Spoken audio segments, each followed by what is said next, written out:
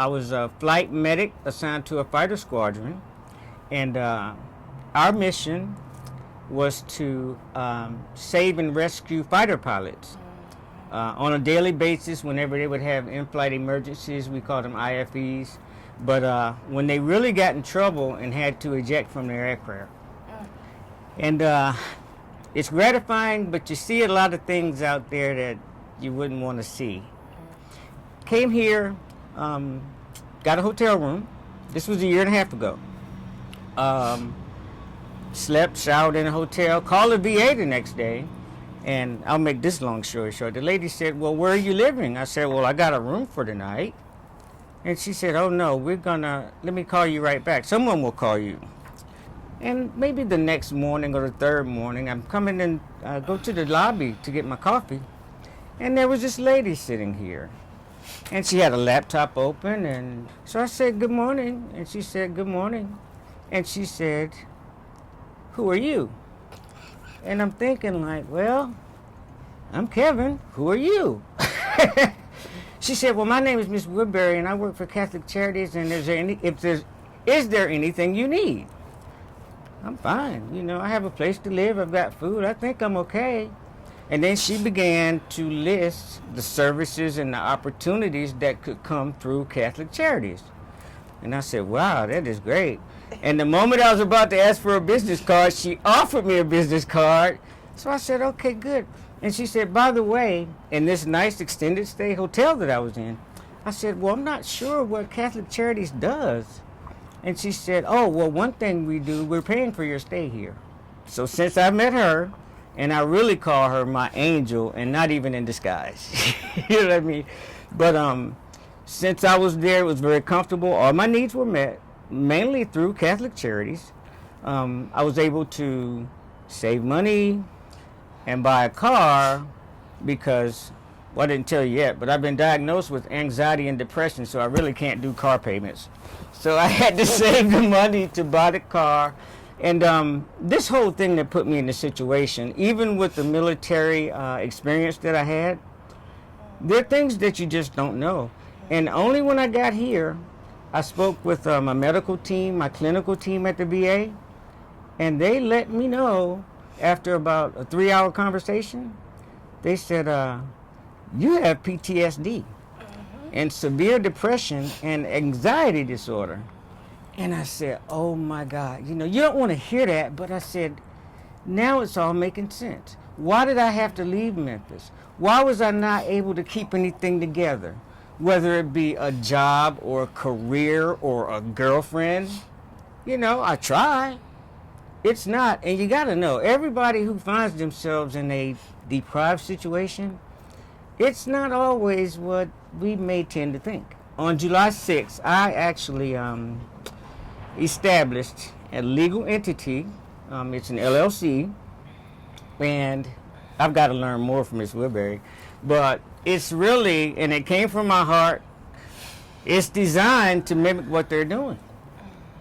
And I'll tell you, you know, I'm not the big fish in the pond like they are, but I really see the value of being able to provide resources for those who are in need.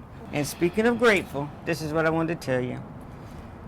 The business that I formed on July 6th, I had the idea and the concept, the business plan, before I even had a name for the business. So, you know, you think, okay, new business, it's legal now in the state and the IRS.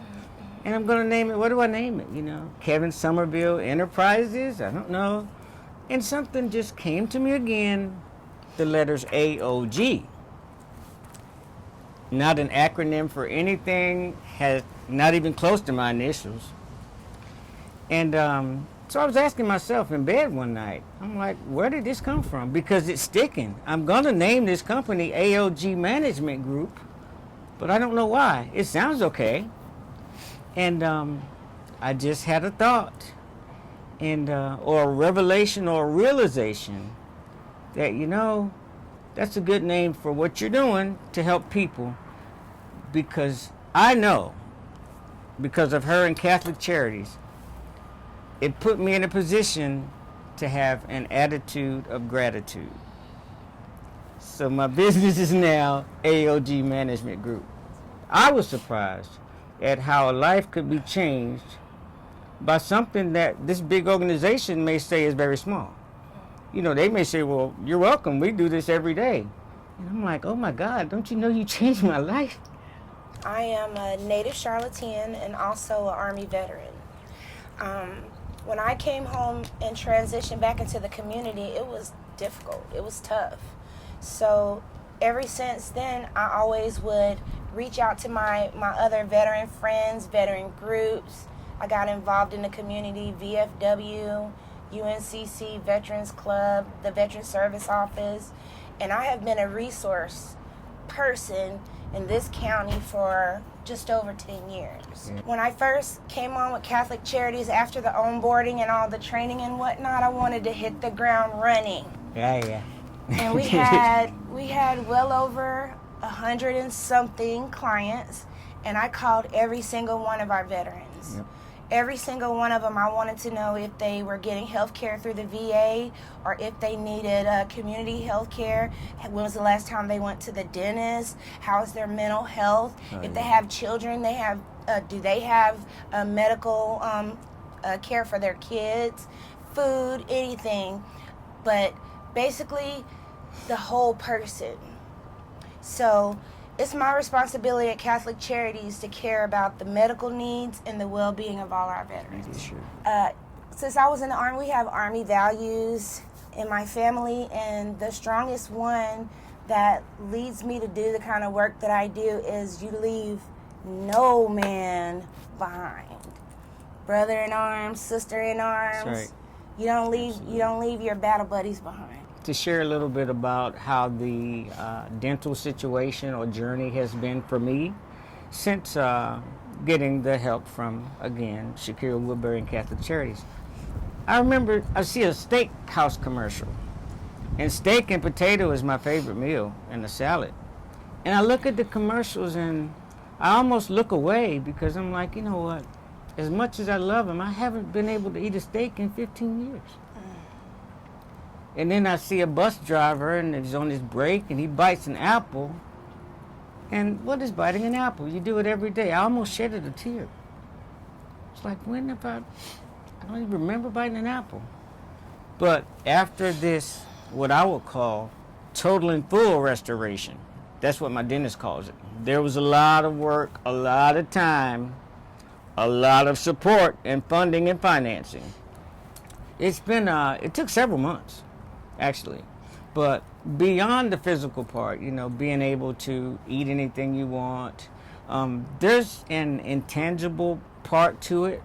So now there's an entirely new level of confidence, whether it be in the personal arena, you know, it could be anything. Just not being ashamed to look at yourself or to genuinely smile at someone when they make you happy like you are, instead of covering your mouth, you know. But if I could add to that, it's also let him gain back the weight that he had lost. Definitely. He's eating better, sleeping better, feeling better. 25 pounds. Yeah. He's even volunteering in the community, and I think that's great. Absolutely. And he just like, he blossomed. It's like a whole nother level of Kevin now.